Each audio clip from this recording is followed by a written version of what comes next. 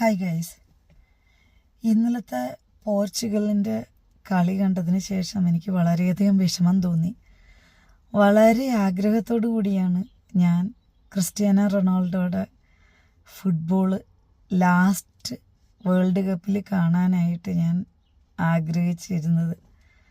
വളരെ വിഷമം തോന്നി.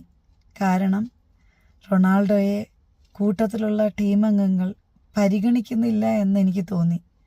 അതെനിക്ക് മാത്രമല്ല തോന്നിയത്, നിങ്ങൾക്ക് പലർക്കും തോന്നിയിട്ടുണ്ടാകും. എന്തുകൊണ്ടാണ് അങ്ങനെ ചെയ്തതെന്ന് എനിക്കറിയില്ല. അവരുടെ ടീമിൽ കോൺഫ്ലിക്റ്റുകൾ ഉണ്ടായേക്കാം. പക്ഷെ എന്നാലും ഒരു രാജ്യത്തിന് വേണ്ടി കളിക്കുമ്പോഴത്തേക്കും ടീമോട് കൂടി നിന്ന് വിജയത്തിൻ്റെ പതാക പറത്താനായിട്ട് ശ്രമിക്കുകയല്ലേ വേണ്ടത്.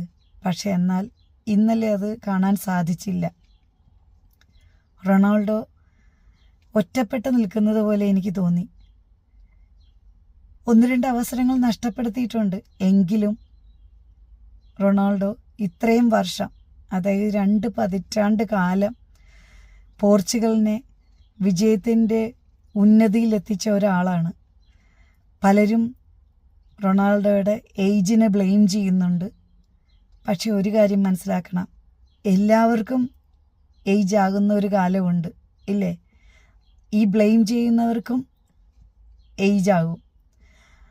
അപ്പോൾ ഒരിക്കലും എനിക്ക് തോന്നുന്നില്ല, ഏജ് ഒരു പ്രശ്നമായിട്ട് തോന്നുന്നില്ല. പക്ഷേ മറ്റുള്ളവർ ഒറ്റപ്പെടുത്തുന്നത് കാണുമ്പോഴത്തേക്കുണ്ടാകുന്ന ഒരു ബുദ്ധിമുട്ട്, നമുക്കൊരിക്കലും മെസ്സിനെയും റൊണാൾഡോയും കമ്പയർ ചെയ്യാൻ സാധിക്കുകയില്ലെന്ന് എനിക്ക് തോന്നുന്നത്.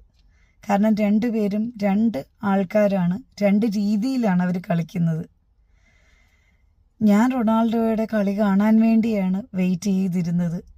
പക്ഷേ വളരെയധികം വിഷമം തോന്നി. 1-2 അവസരങ്ങൾ നഷ്ടപ്പെടുത്തിയതിൽ വിഷമം തോന്നി. അതിനേക്കാൾ ഉപരി ഗ്രൂപ്പിലുള്ള ആൾക്കാർ, ടീം അംഗങ്ങൾ റൊണാൾഡോയെ ഒറ്റപ്പെടുത്തുന്നത് കാണുമ്പോഴത്തേക്കാണ് ഏറ്റവും വിഷമം തോന്നിയത്.